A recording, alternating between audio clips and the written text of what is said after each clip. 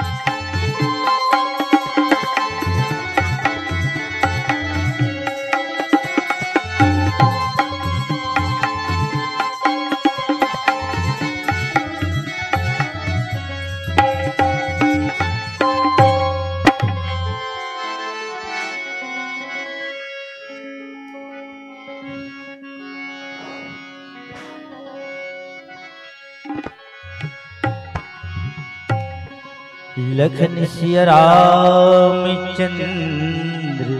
शंकर हरियो। श्री गणपति सुख शारदा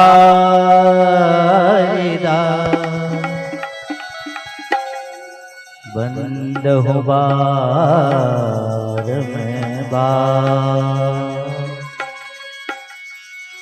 परम ब्रह्म के रूप शबर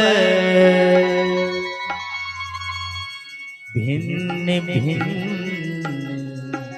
अवतार।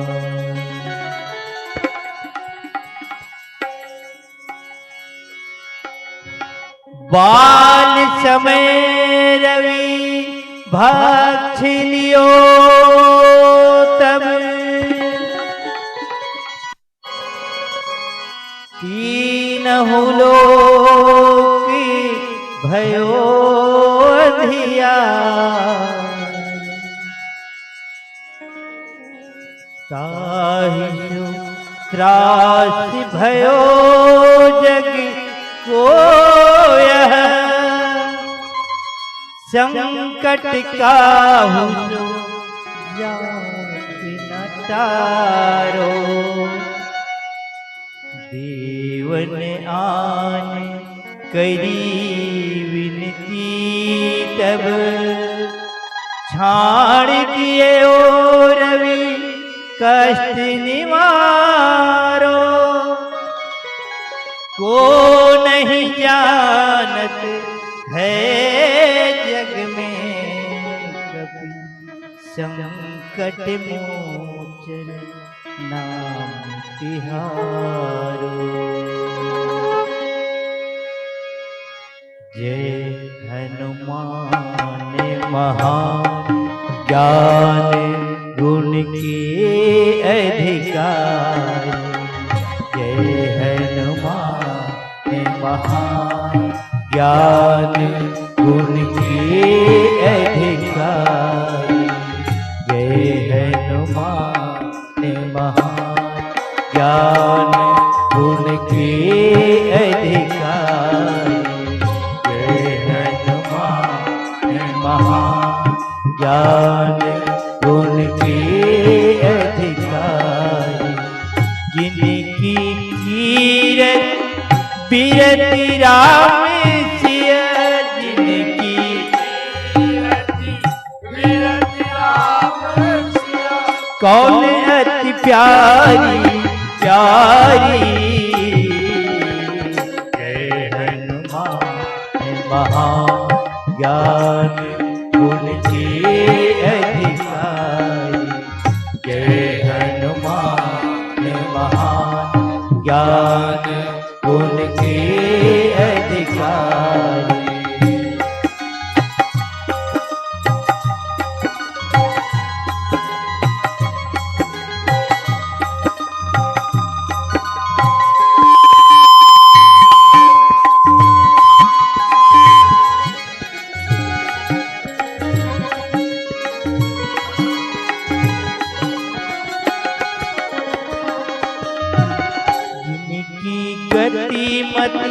भगति नाम संकीर्तन धारी,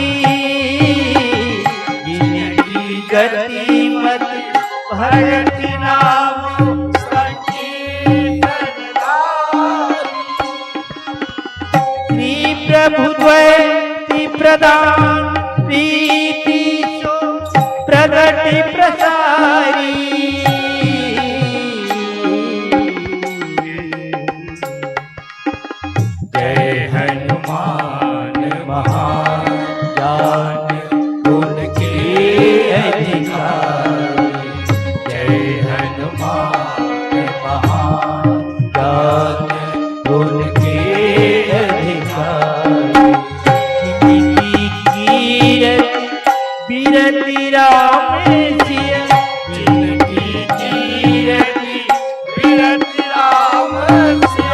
कौन अति प्यारी प्यारी। जय हनुमान महाज्ञान गुण के अधिकारी, जय हनुमान महाज्ञान गुण के अधिकारी, जय हनुमान महाज्ञान गुण के अधिकारी।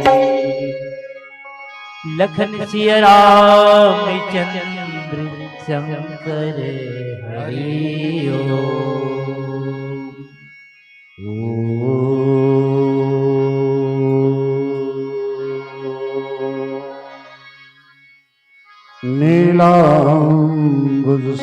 नीलांबुजश्यामल कोमलांगं सीता समारोह पितवामभागं पालं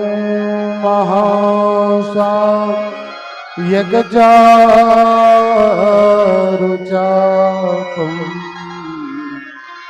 नमामि रामं रघुवंशनाथं वन्दे विदेहतनया पदपुण्डरीकं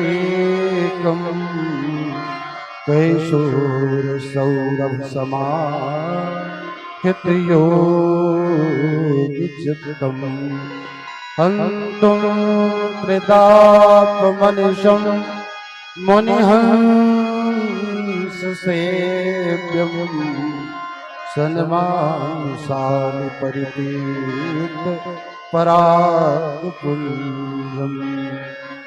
श्री तुलसीदास जी के पद कमल बारंबार मनाओ, गुण गावो रघुनाथ के श्री हनुमत हो सहाय।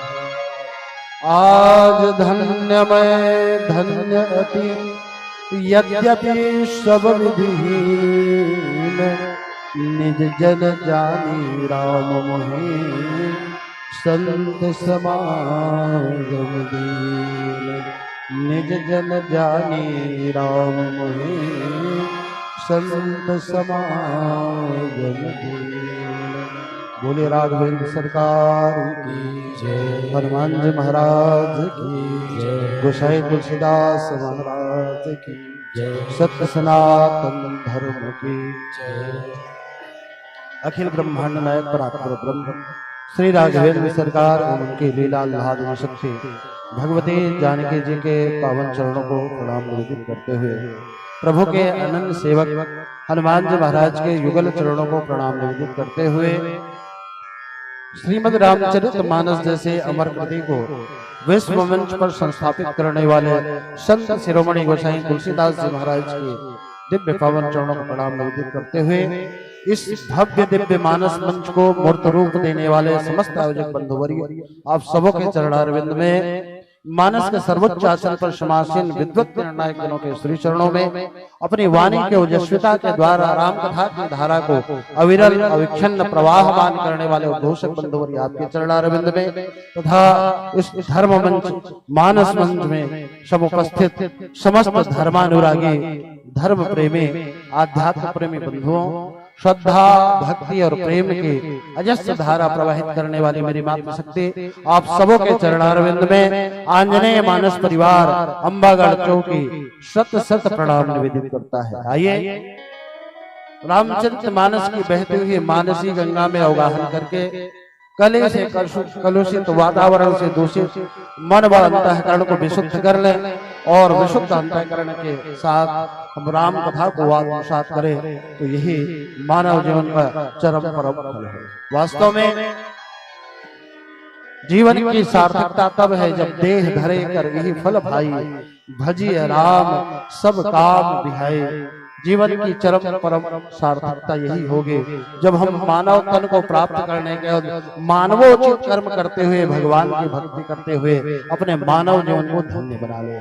यही धन्यता हम सबको श्रेष्ठ मानव होने का संकेत करती है। और जब रामचरित मानस जैसा ग्रंथ हम सबके साथ हो जिसकी कथा का आश्रय लेकर हम अपने जीवन को धन्य बनाने का ये शुभ प्रयत्न कर रहे हैं, ऐसे कार्यों के द्वारा ही मानव जीवन कृतार्थ होता है, मानव जीवन धन्य धन्य होता है। आइए हम सब उसी से जुड़ने का प्रयास करें। रामचरित मानस पूज्यपाद गुरुदेव श्री राम किंकर जी महाराज रामचरित मानस के संदर्भ में बड़े पुनीत भाव देते हुए कहते हैं, श्रीमद् रामचरित मानस व्यक्ति और व्यक्तित्व का निर्माण नहीं करती बल्कि व्यक्ति को परमात्मा राघवेंद्र के श्री चरणों में विलीन करती है। और वास्तव में श्रीमद् रामचरित मानस के इससे सर्वोत्कृष्ट परिभाषा और कुछ नहीं हो सकती।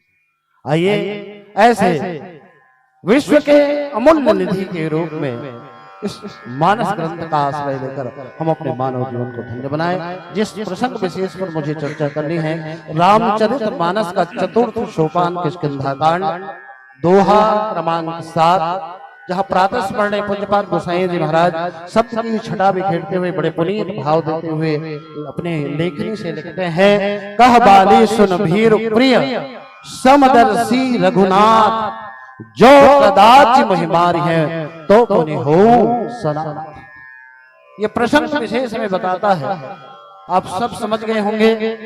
ये दोहा संकेत करता है बाली को युद्ध के लिए चुनौती प्राप्त हो चुकी है, युद्ध के लिए आमंत्रण प्राप्त हो चुका है और ये प्रथम नहीं बल्कि द्वितीय आमंत्रण है। इसके पूर्व भी बाली और उनके निज भ्राता उनके अनुज सुग्रीव के मध्य भीषण युद्ध हुआ, जिसमें एक मुष्टिका के प्रहार करने से सुग्रीव प्राण बचाकर भागा और भगवान राघवेंद्र से कहने लगे, प्रभु आपने सहायता का मुझे स्मरण कराया था, मैं तुम्हारी अवश्य सहायता करूंगा, पर भगवान आप कह के ही रह गए, आपसे मुझे कोई सहायता प्राप्त नहीं हो सकती। भगवान ने कहा, ठीक है सुग्रीव, एक बार पुनः प्रयत्न करो। हाँ महाराज, एक बार में कुछ बचा है तो दूसरी बार प्रयास करो। बंधु न होई मोर वह काला। महाराज आप जानते हैं बाली केवल मेरा भाई नहीं है बल्कि मेरा काल है, क्योंकि सुग्रीव ने पहले परिचय के रूप में कहा था, नाथ बाली अरु मैं दो भाई, प्रीति रही कछु भरनी न जाए। भगवान ने कहा यार, तुम अपने जीवन की समस्या को, जिसका नाम तुम बाली बताते हो और उसी को अपना बड़ा भाई बता रहे हो, यदि वो तुम्हारा बड़ा भाई है तो ये बताओ, तुमसे मैंने संबंध स्थापित किया मित्रता का, तो उस नाते अगर बाली तुम्हारा भाई है तो फिर मेरा क्या हुआ? तुम अपना संबंध भाई के रूप में बताते हो। बाली पहले कहते हो कि बाली मेरी समस्या का कारण है, पर फिर कहते हो कि वो मेरा भाई, और यदि वो तुम्हारा भाई है तो फिर मेरा। कहते हैं सुग्रीव निरुत्तर हो गया और कहा महाराज गलती मुझसे हो गई, हिज माई मिस्टेक। तब भगवान ने कहा कि कोई बात नहीं, अब तुमने ठीक कहा कि बंधु न होई मोर यह काला, तो अगर बाली तुम्हारे जीवन के लिए काल है तो अब तुम बैलेंस की बात कर रहे हो। अगर वह तुम्हारे लिए काल है सुग्रीव, तो ध्यान से सुनो, सारा संसार सभी भक्तगण मुझे पुकार कर कहते हैं भगवान राम कौन है? बोले जे कालहु के काल भयंकर, वरनत उमा शारदा शंकर।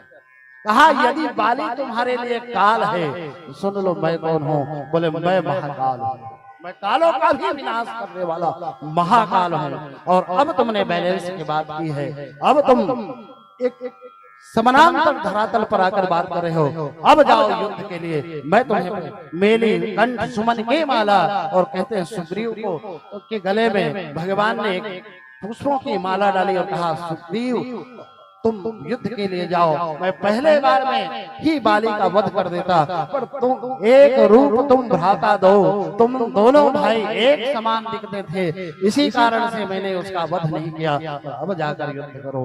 भगवान ने माल, और ये माल सामान्य माल नहीं बल्कि ये जय माल। माला तो हमारे यहाँ बहुत सारे है, माला का प्रयोग हम लोग बहुत जगह करते हैं। कोई आजकल तो राजनीति में देखेंगे, राजनेता अगर कोई सर्वोच्च पद प्राप्त कर ले तो उनको विजय माल पहना। ऐसे ही जब विवाह आदि का क्रम चलता है तो नववधू के द्वारा अपने भावी पति को जो माल पहना तो वो वर माला है। पर भगवान ने सुग्रीव को भी एक माला पहनाया। कौन सा माला? अभी स्मरण करा रहा था, आपको प्रसंग आपके सामने रख रहा हूँ। एक माला भगवान राम ने भी सुग्रीव को पहनाया, और सुग्रीव को जो माला पहना मेली कंठ सुमन के माला, पुष्पों की माला भगवान ने समर्पित की। अब अच्छा बताओ, माला पहनने वाला जीत जाता है हार जाता है? माला पहनने वाला व्यक्ति जीत जाता है कि हार जाता है? क्योंकि माला को हम लोग हार कहते हैं, और जिसने माला स्वीकार की, हार को, माला को हार कहते हैं ना, तो हार को जिसने स्वीकार किया और हम कहते हैं वो जीत गया। कितना सुंदर, कितना पावन शब्दों पर हम विचार करें। आइए रामचरित मानस के इस पावन प्रसंग के आध्यात्मिक पृष्ठभूमि में थोड़ा विचार करके देखें। ये प्रसंग कहता है, कह बाली सुन भीरु प्रिय समदर्शी रघुनाथ, जो कदाच मोहि मारी है तो परिहोषा। द्वितीय बार जब युद्ध की चुनौती दी गई, सुग्रीव पुनः तैयार हुआ, भगवान ने प्रेरित किया, और भगवान की प्रेरणा को प्राप्त करके जब सुग्रीव पुनः युद्ध के लिए बाली को ललकारता है, और जब युद्ध के लिए तैयार होकर बाली जो है चुनौती को स्वीकार कर युद्ध के रणांगन की ओर आगे बढ़ता है, तब बाली की जो धर्म पत्नी है तारा, उसने हाथ पकड़ लिया और कहा महाराज रुक जाओ। कहाँ जा रहे हो? बोले युद्ध करने के लिए। और तब तारा ने जो बात कही वो वास्तव में बहुत मर्म की बात थी।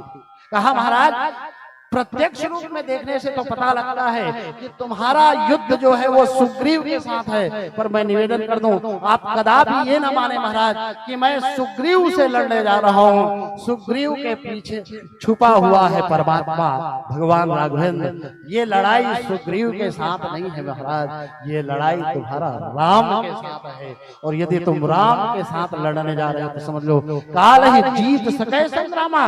बोले राम वो है जिसको काल भी जीत नहीं सकता, और आप उसकी चुनौती को स्वीकार करके युद्ध करने जा रहे हो। मत जाओ महाराज, आपके जाने से कल्याण नहीं हो सकता। और तब बाली ने कहा, कह बाली सुन भीरु प्रिय समदर्शी रघुनाथ। कहा देवी तुमने राम के बारे में सुना है, पर मुझे लगता है तुमने पूरी बात नहीं सुनी है। राम के बारे में तुमको ज्ञान तो है पर अधूरा ज्ञान। ले बताओ, ये है अभिमानी की परिभाषा। अभिमान ने कभी ये स्वीकार नहीं किया कि मुझसे बड़ा कोई हो सकता है। उसने अपनी पत्नी को ही समझाते हुए कहा बाली सुन भीरुप्री, कहा हे देवी ऐसे भी नारी जात डरपोक होती है, तुम डरपोक नहीं हो तो वो छत्तीसगढ़ी भाषा तुम नीचे डरपोक नहीं हो तो तुम बिना कारण के डर और भय सतात नहीं थे। थोड़ा समझाए पहले कौन ला समझा था देख है ना। तब बाले ने कहा बाली सुन भीरुप्री समदर्शी रघुनाथ, कहा राम के बारे में नहीं जाना, मैं जानता हूं। कारण देखा जानता वो कि समदर्शी रघुनाथ। अच्छा ये मतलब क्या है? बोले भगवान के ना कोई मित्र हरे ना कोई शत्रु, उखल ये दोनों बरोबर है।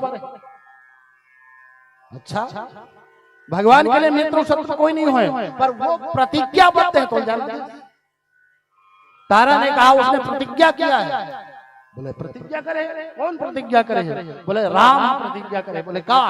बोले सुनो सुग्रीव मारी हो बाली एक ही बाण, ब्रह्म रुद्र शरणागत गए। इसके बारे में आपको ज्ञान है कि नहीं है महाराज? आप तो कहते हैं ना मेरा ज्ञान अधूरा है, जानता कि नहीं जाना भगवान प्रतिज्ञाबद्ध है। कहा भगवान से शत्रुता है, भगवान को मार नहीं सकते। और कहा अगर तुम इस प्रतिज्ञा को मुझे स्मरण करा रहे हो जो कदाचित मुझे मारी है। तब बाली ने कहा यदि कदाचित तुम्हें मेरे लिए अपने बाण का प्रयोग करते हैं तो सुन लो तारा, उससे भी मेरा कल्याण है। बोले अगर भगवान राम का बाण मेरी छाती को भेद देता है तब भी मेरा कल्याण होगा। बोले क्या? बोले जो कदाचित मोहि मारी है तो पुनि हो सनाथ। आज बाली ने जो बात कही वो कितनी मर्म की और कितनी गहरी बात कही। कहा तारा तुमको पता है आज तक मेरा कोई नाथ नहीं है, आज तक मैं किसी के नियंत्रण में नहीं रहा हूं। मतलब मैं किसी के नियंत्रण में नहीं रहा हूं, मतलब आउट ऑफ कंट्रोल, यानी मुझे कंट्रोल करने का पावर किसी के पास नहीं था। पर तुम अगर कहते हो राम सुग्रीव के साथ है तो सुन लो जो कदाचित वही मारी है तो पुनि हो सनाथ। परमात्मा राघवेंद्र के हाथों से मरकर मेरा उद्धार ही होगा। मैं प्रभु के चरणों में अपने प्राण का विसर्ग कर दूंगा, मेरा जीवन धन्य हो जाएगा। बड़े बड़े भक्त इस बात को नहीं कह पाते जिस बात को आज बाली कहते हैं। तारा को वास्तव में लगने लगा कि भगवान राम को मैं ठीक से नहीं जान पाई, ऐसा लगता है आज मेरे पति महोदय के द्वारा जो कहीं बात कही जा रही वास्तव में वही सत्य है। और तब तारा चुप हो गई, तारा रोक न पाई बाली को, विवश हो गई, क्योंकि नारी की एक मर्यादा है। बाली ने उसको रोक दिया और तब बाली चुनौती को स्वीकार करके अब जब चला युद्ध के लिए। गोस्वामी जी की महिमा देखिए, गोस्वामी जी की महिमा अद्भुत है, अद्वितीय है। अब जब युद्ध के लिए तैयार होकर बाली जब रणांगन के लिए उन्मुख होता है उस समय भगवान गोस्वामी तुलसीदास जी महाराज जो भाव देते हैं, जो भाव लिखते हैं, गजब का भाव था। उस समय गोस्वामी जी ने लिखा अस कहीं चला महाअभिमानी। युद्ध के लिए कौन जा रहा है? अभी तक तो बाली जा रहा है ऐसा लिखा गया, पर अब गोस्वामी जी जो शब्द लिखते हैं जो युद्ध के लिए जा रहा है, भगवान को भी सामने पाकर जो भगवान का भी भय नहीं करता, यानी अपने आप को किसी से नियंत्रित करने का जो प्रयत्न ही नहीं करता, भगवान के शक्ति को भी जो चुनौती देने जा रहा है, ऐसा व्यक्ति जो भगवान के सत्ता को चुनौती दे वो व्यक्ति कोई सामान्य नहीं हो सकता। अस कहीं चला महाअभिमानी। कोई सामान्य व्यक्ति नहीं जा रहा है, बाली नहीं जा रहा है, बल्कि अभिमानी जा रहा है, और उसमें भी महाअभिमानी का। रामचरितमानस में की आध्यात्मिक पृष्ठभूमि में विचार करके देखें तो अभिमान की 3 स्थितियां देखने को मिलती है। 3 पात्रों में अभिमान की 3 स्थिति है। अभिमान भी विकार वैसे विभिन्न रूपों में हमारे सामने आते हैं, पर विकार के इस अभिमान स्वरूप को हम देखें तो यह भी त्रिगुणमयी दर्शन होता है। सतोगुणी वृत्ति के कारण रजोगुणी वृत्ति और तमोगुणी वृत्ति। सतोगुणी अहंकार, रजोगुणी अहंकार और तमोगुणी अहंकार के रूप में तीन अहंकार का परिचय हमें रामचरितमानस में देखने को मिलता है। समग्र रामचरितमानस का अवलोकन करने से प्राप्त होता है। सतोगुणी अहंकार के रूप में परशुराम जी का दर्शन होता है। भगवान राघवेंद्र और माता जानकी के विवाह संपन्न होने जा रहा था, उस समय जब भगवान शिव का धनुष छूते ही टूट पिनाक पुराना पिनाक धनुष के टूटते ही परशुराम जी का आगमन होता है और उस समय भगवान राम के सन्मुख परशुराम होते हैं। परशुराम जी के उस अहंकार को, जो सतोगुणी अहंकार का प्रतीक था, भगवान ने कहा कि परशुराम जी आप कैसे स्वीकार करेंगे कि राम हो सकता है या राम का अवतरण हो गया है। इसको स्वीकार करने के लिए कहा अगर कोई चुनौती हो, कोई मापदंड के माध्यम से आप यदि जानना चाहते हैं तो उसका भी तुम प्रयोग करके देख लो। उन्होंने कहा कि मेरे पास भगवान विष्णु, तुमने शिव का धनुष तोड़ा है पर मेरे पास भगवान विष्णु का भी धनुष है, वह धनुष भी मेरा था और यह धनुष भी मेरा है। वास्तव में अगर तुम इस चुनौती को स्वीकार करते हो तो राम इस धनुष को अपने हाथों में लेकर खींच कर दिखाओ। राम रमापति कर धन देहु, खेचहु मोर मिटे संदेहु। कहा इस धनुष को लो। कहते हैं उस भगवान को धनुष को हाथ में लेना ही नहीं पड़ा, वो आयुध सर्व समझ के उसी समय समस्त आयुध के साथ भगवान विष्णु का वो धनुष कहते हैं भगवान राम के पास चला गया। भगवान राम ने प्रत्यंचा खींची और उस पर चढ़ाया धनुष। कहा हे परशुराम जी इसका कैसे प्रयोग करना है, कहाँ प्रयोग करना है बताओ। कहते हैं उस समय सात्विक समझ गए परशुराम जी के भगवान का अवतरण हो चुका है, मेरा कार्य पूर्ण हो चुका है, आयुध सर्व समर्पित के, और वो तपस्या के लिए परशुराम जी चले गए। इस तरह से सात्विक अहंकार का दर्शन हमें होता है। राजसी अहंकार के रूप में बाली का दर्शन होता है। बाली जो भगवान के सन्मुख सुग्रीव के साथ युद्ध करता है और अंत में भगवान उसको बाण मारते हैं। और तमोगुणी अहंकार के रूप में कुंभकर्ण का दर्शन होता है, जिनके शरीर को अंग भंग करके भगवान ने अंत में उनका विनाश किया। इस तरह सतोगुणी अहंकार, रजोगुणी अहंकार और तमोगुणी अहंकार के रूप में इन तीनों अहंकार का समन भगवान के द्वारा होता है। आइए बाली की भूमिका कुछ और जानने का प्रयास करेंगे। एक भावपुष्प प्रभु के चरणों में अर्पित कर दें। बोले राघवेंद्र सरकार की जय।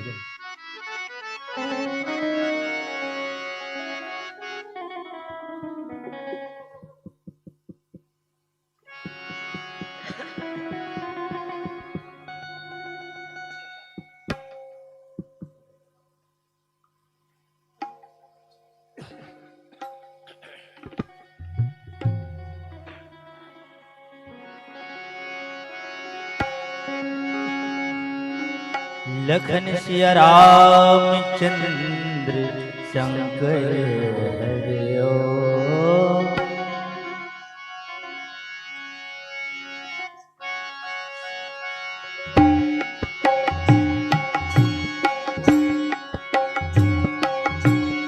श्री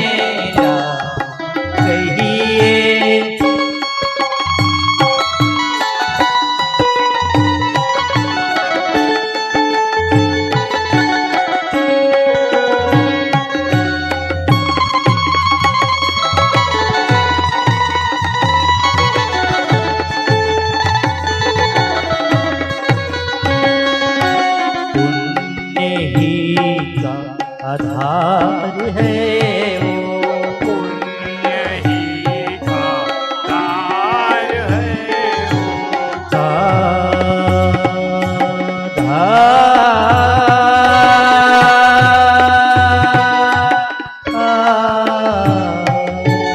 पुण्य ही का आधार है वो, तेज है राकेश में, तेज है राकेश में, मंत्र है वो, तंत्र है वो, मंत्र है वो, तंत्र है वो, आत्म है दिनेश में, राम कहिए राम जपिए सास के प्रवेश में,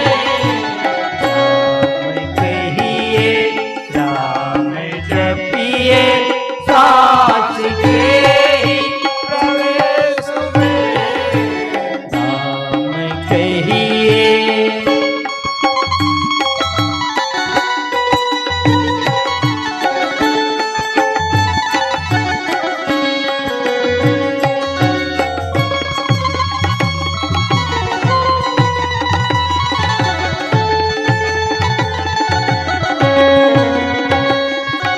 प्रात जपिए सांझ जपिए, रात जपिए सांझ जपिए, और जपिए प्रेम, और जपिए देश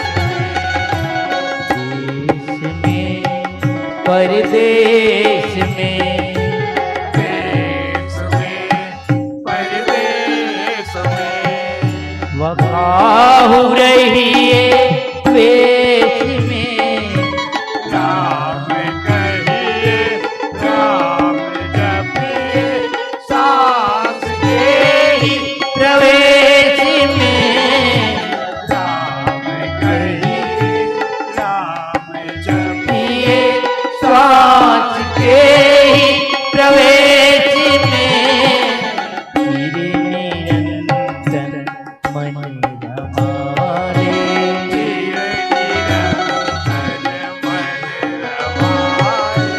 राम के परिवेश में,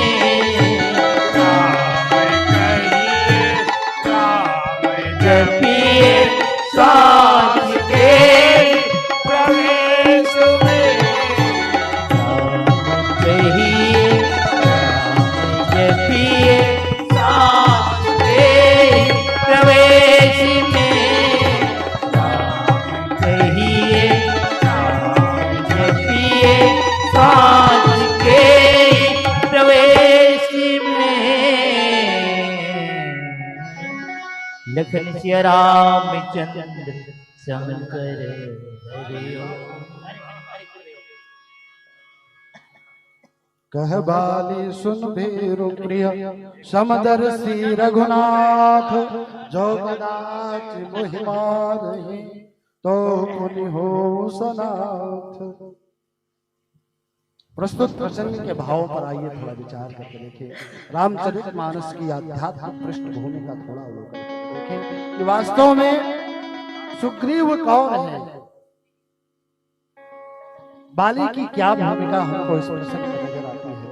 आध्यात्म के पृष्ठभूमि में विचार करके देखिए, थोड़ा चिंतन करके। वास्तव में सुग्रीव कौन है? रामचरितमानस में सुग्रीव को जीव कहा गया है। जीव का प्रतिनिधित्व करता है सुग्रीव, पर कैसा जीव? बोले रामचरितमानस में जीव को तीन प्रकार से बताए गए। तीन प्रकार के जीव, त्रिविध जीव जग वेद बखान। ये तीन प्रकार के जीव कौन कौन से? तो कहा ये तीन प्रकार के जो जीव हैं जिनका वर्णन रामचरितमानस में किया गया है, विषयी साधक सिद्ध सयाने त्रिविध जीव जग वेद बखाने। तीन प्रकार के जीव, एक है विषयी, दूसरा साधक और तीसरा सिद्ध। रामचरितमानस के संपूर्ण चरित्र का अवलोकन करने से 3 जीवों का दर्शन हमें प्राप्त होता है। प्रथम जीव के रूप में सुग्रीव का दर्शन होता है। ये सुग्रीव कौन है? बोले विषयी जीव है। विषयी जीव का लक्ष्य संसार की सुख सुविधाएं हैं, भोग वस्तुएं हैं, यानी संसार का विषय का जो भोग करने वाला जीव है वो विषयी। सुग्रीव बस इसी प्रकार का जीव है। हनुमान जी जैसे संत सुग्रीव के जीवन में आते हैं और एक जीव को परमात्मा से जोड़ देते हैं। जीवात्मा को परमात्मा से जोड़ने का कार्य हनुमान जी जैसे संतों का है। संत जीवन में आकर के जीव को परमात्मा से जोड़ते हैं। तो विषयी सुग्रीव को पावक साथी देकर दे प्रीति गढ़ाई, विषयी जीव को परमात्मा से जोड़ने का कार्य। दूसरे प्रकार के जीव साधक जीव हैं। विभीषण जी साधक प्रकार के जीव हैं, जो भगवान के राम नाम की साधना में निरंतर लगे हुए थे। हनुमान जी के भेंट से हुई भवन एक तह दीख सुहावा, हरि मंदिर का भिन्न बनावा। और वहां पर जाकर हनुमान जी ने जब विभीषण जी की रहनी को देखा तो कहा, महाराज वैसे तो लगता है कि आप रावण के भाई हैं, पर मैं समझता हूँ ये आपका वास्तविक परिचय नहीं है। आपका वास्तविक परिचय तो यह होना चाहिए कि तुम रावण के भाई बाद में हो, मेरे भाई तो पहले। और इस कारण से कहा कि तुम परमात्मा, एक बार माता जानकी से भेंट तुम करा दो। विभीषण जी, माता जानकी कहाँ है उसका पता मैं जानना चाहता हूँ, और मैं तुम्हें वचन देता हूँ अगर भगवान राघवेंद्र के पास तुम आना चाहो तो परमात्मा राघवेंद्र के श्री चरणों तक पहुँचाने का कार्य दे रहा है हनुमान जी। और कहते हैं तब विभीषण जी महाराज को परमात्मा से जोड़ते हैं।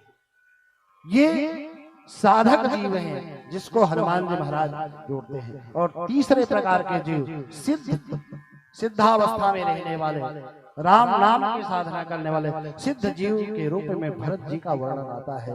और कहते हैं जब भरत जी महाराज विराहोवंत होकर के 14 वर्ष तक प्रतीक्षा करने के बाद भगवान के आने में विलंब होता देख करके भरत जब आत्म उत्सर्ग करने के लिए, अपने प्राण त्याग करने के लिए तैयार हुआ, तब हनुमान जी आए और आकर ढांढस बनाया, अब भगवान आ रहे हैं, भरत जी कुछ समय की प्रतीक्षा करें। भगवान 14 वर्ष की समय अवधि पूर्ण होगी और आ जाएगा। इस तरह से विशेष जीव को, साधक जीव को और सिद्ध जीव को परमात्मा से जोड़ने का कार्य करते हैं संत के माध्यम से, हनुमान जी के माध्यम से। इसी तरह से ये जो सुग्रीव की भूमिका हमें सामने दिखती है, ये विषय प्रकार के जीव हैं। यह विषय वासनाओं में, संसार के सुख में रमण करने वाला जीव सुग्रीव। जब सुग्रीव एक जीव की भूमिका में है, बाली को रामचरितमानस की आध्यात्मिक पृष्ठभूमि में कर्म का फल कहा गया है। जीव जब तक कर्म करता रहता है, कर्म के फल से वो निरंतर बचने का प्रयास करता है। भरत जी महाराज को वशिष्ठ जी ने समझाया, सुनो भरत भावी प्रबल, बिलख कहे मुनिनाथ, हानि लाभ जीवन मरण जस जस विधि। ये परमात्मा के हाथों में है। इसी तरह से सुग्रीव को जब सत्य का ज्ञान हुआ, भगवान के साथ अपने प्रीति को स्थापित किया, भगवान से जुड़ करके, कहते हैं कर्म फल के बंधन से वो मुक्त होकर भगवान के चरणों में, क्योंकि भगवान स्वयं कहते हैं सन्मुख होई जीव मोहि जब ही, जन्म कोटि अघ नासै तबहि। जीव जब मेरे सन्मुख हो जाता है तो उसके जन्म जन्मांतर के, कल्प कल्पांतर के और युग युगांतर के जितने पाप, जितने दोष हैं, मैं सबको नाश करके उसको पावन और पवित्र कर देता हूँ। एक दिन अपने आप में उसको कर देता हूँ। जीवात्मा को जीवात्मा नहीं रहने देता, बल्कि जीवात्मा को परमात्मा में विलीन कर देता हूँ। ये भगवान की महिमा है। इस बात को ध्यान में रख करके विभीषण सुग्रीव जी जो हैं भगवान के चरणों में सेवा के लिए समर्पित हैं। ऐसे कर्म फल से बचने वाले जीव के लिए, जीव की जो स्थिति है, बाली उसके लिए अगर कर्म का फल है। और अंत में जब बाली के संदर्भ में उन्होंने कहा बंधु न होई मोर यह काला, और जब यह बात कही तब भगवान ने कहा कि यदि वह तुम्हारा भाई न होकर तुम्हारे लिए काल है तो उस काल को नाश करने के लिए मैं महाकाल हूँ। जय कालहु के काल भयंकर वरण उमा शारदा शंकर। और तब भगवान राम की भूमिका सामने आती है। भगवान ने कहा भी और किया भी। एक ही बाण सुनो सुग्रीव मारी हो बाली, एक ही बाण ब्रह्म रूप शरणागत प्राण। भगवान राम ने उठाया बाण और उठा करके बाली को मारा और बाली का प्राणांत होता है। अंत में बाली ने भगवान के चरणों में अपने प्राण का विसर्ग कर दिया और अपने भक्ति को समर्पित करके अपने जीवन को धन्य कर लिया। इस तरह से बाली का उद्धार होता है। ये पावन प्रसंग पीली बत्ती का संकेत हो चुका है। मानस मंच मर्यादा मंच है।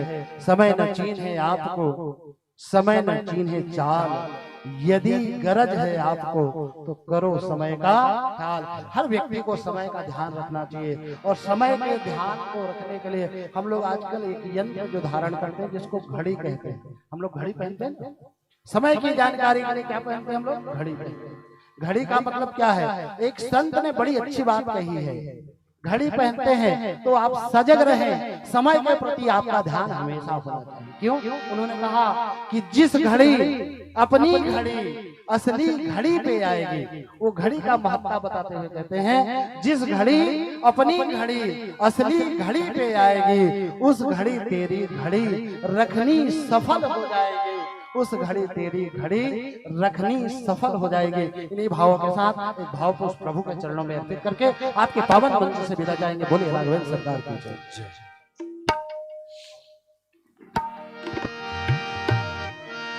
लखन सिया राम चंद्र शंकर हरि ओ। पाटिल जी की छोटी सी रचना है, ये मंच में देख के याद आता है। दया माया के बटैया,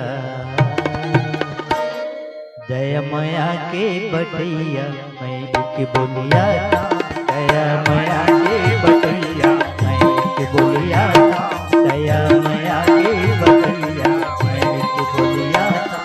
दुनिया में सबले बढ़िया, दुनिया में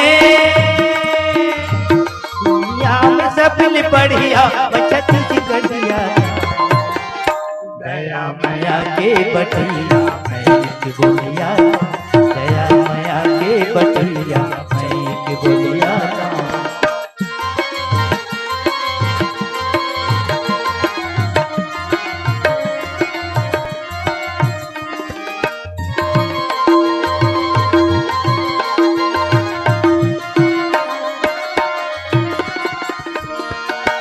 धन हाथों प्यूरा धान साजे,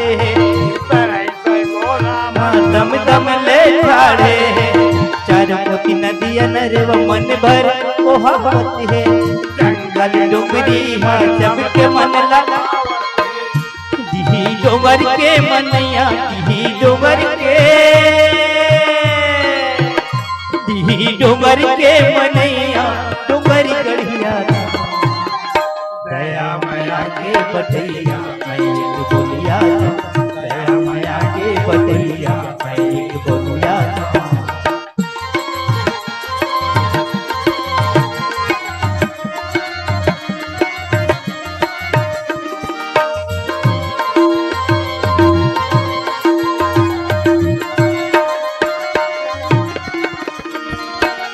यहाँ की माटी देवी देवता के बसेरा है, बड़े बड़े ऋषि मुनि के जगह जगह डेरा है, सब ऋषि चिठा बोल राम यहाँ खाई से, सीता मैया तुरिया मनाओ पुतला पाई से, कौन चिल्लाई हंग बेटी, कौन चिल्लाई हंग बेटी, और राम के मना दया माया के बटैया, मैं एक बोलिया दया माया के बटैया, मैं एक बोलिया।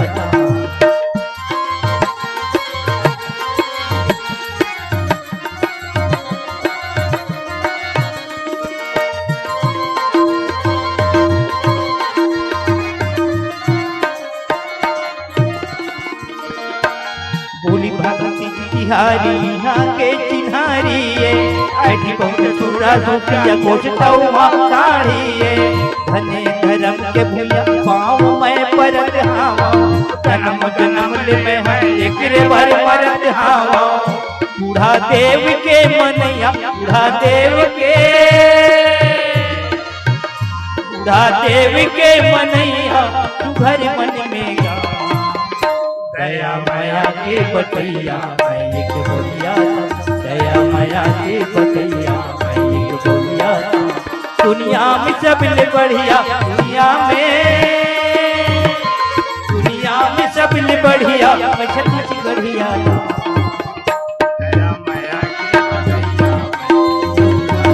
दया मैया की बटैया मैं दया माया की बटैया मैं लिख बोलिया, दया माया की बटैया मैं लिख बोलिया। बोल लिखन से रामचंद्र की जय।